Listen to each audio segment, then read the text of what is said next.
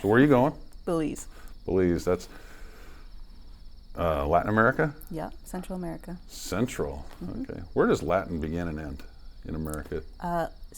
So our region is Latin America and the Caribbean. So it's Mexico, the Caribbean, all the way down to the bottom of South America. The official language of Belize is English. Is it really? Mm-hmm. Huh. You think cool. I'm lying to you? Well, I hope not, being a missionary, So what are you looking forward to? What are you looking most forward to? Well, I've been living there for the past 3 years, so I feel like I'm just ready to get back home at this point. So it really feels like home to you? Yeah, I mean, you spend more time out of the U.S. than you do in the U.S. So When did you realize God's purpose for your life was to be a missionary? I think that God started calling me to missions as a child, but I didn't fully understand what that feeling was or what that voice was until I was in high school. Really? But when I was 16 is when I knew very clearly No that I was kidding. going to be a missionary. Yeah. What was the aha moment? It was honestly the most like AG response, but I was reading one of those, the Pentecostal Evangel. Oh, But there was a missions version of it, so I Okay. was looking through that. you're reading a missions-focused Pentecostal evangel or something. Turned the page to like a full spread picture of kids somewhere in the world, probably Africa. I don't really remember, but in that moment, it was just so clear that that's what I was meant to do. And so I've been doing it ever since, children's ministry in Central America. Wow. So was there any hesitation? Was there a point where you were like, nah, I don't think so? Not for me, no. Really? For my family, maybe. So, yeah, families can be tough that way. Yeah. So I was 16 when I felt called, and when I was 18, I did the Engage program. So I went into missions when I was 18. So there was no other, no, I think I'd rather be a hairdresser, I'd rather drive Uber or something like that. You just said, man, missions, that's it. Yeah, that was it for me. And I had already been trying to figure out, what was going to be next, what I was going to do after high school.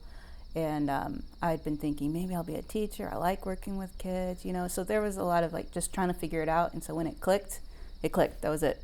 Man, so that's cool. Where'd you grow up? I grew up in Indiana. Indiana. Mm-hmm. Yeah. How do you get sent from the Northwest if you grew up in Indiana?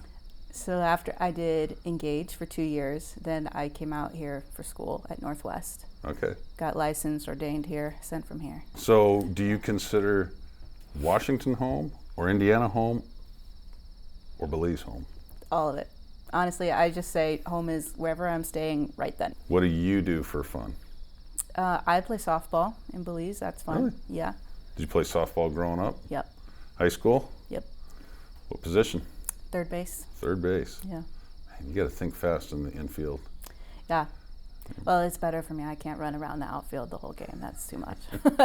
See, when I played baseball, and it was Little League, I was outfield, but I loved it because I was right field. They put the, you yeah. know who they put out in right field. I do. Yeah, me. Yeah, honestly, like in missions, we talk a lot about like the plotter. Okay. Is a term that I've heard a lot of people use. And that's just the missionary that doesn't have to be up front, not like the maverick, the rock star, anything like that. They're just doing the work. Keep their head down and just do the work. Mm-hmm. And that, I think, can equate to right field, but it's in a good way. It's not that they're, any worse than the rest of the team. It's just someone's got to be there. That's their gift. And they're just doing the work, yeah. Yeah, well, that's awesome. Somebody's got to do it. Right. So what are you looking forward to most about getting back to Belize? I have a lot of relationships, friends that I'm looking forward to seeing. So I work on the national level with our Assemblies of God churches, so Okay. I can kind of be involved in all of them as far as children's ministry, getting them what they need, training and stuff. And then I also work with Child Hope, so we have a couple schools throughout the country that we have to travel to and stuff. You got a dog. I have a dog, yeah. What's his name? Her name is Mona. Mona. Mm-hmm. Mona has got a middle name? Lisa. Yeah. I was wondering about that. Yeah, she's a Mona Lisa. Yeah, what kind of dog Yeah. is she? She's a mutt. I adopted her in Honduras, and then I took her on to Belize, and now she's here with me. She's a mix between maybe like Dachshund, Terrier, Chihuahua. So Real not small. a giant dog. No, real small. Okay. Yeah. Is she going back to Belize with you? Oh, yeah. Yeah, I knew I needed a small dog because I travel so much, so Right. Yeah, she can travel in Belize with me. She can travel to the U.S. with me. If I go to meetings, on the other side of Washington, she goes with me. So how important is it, do you think, to have pastors and church workers that really encourage missions and encourage kids as they're? I mean, you were young when that was coming around to you, and Lord was speaking to you. So how important was that to have leadership that said, "Hey, I believe in you, and I'm going to walk with you"? Yeah, I think that's everything. I mean, especially when you're hearing the voice of God at 8 years old or 16 years old, you need that encouragement and just mentoring of figuring out what is the process, what's the next step, how does this AGWM thing work, And so to have people that know that has been huge. And having missionaries come into kids' church and talk to us and explain what missions was so important for me, and so I love to do the same thing now and speak to kids' church. It's one of the most fun things I do. So it's just kind of coming full circle. Yeah. Well, hey, Brooke, thank you so much for coming and sitting on the porch and just sharing your heart.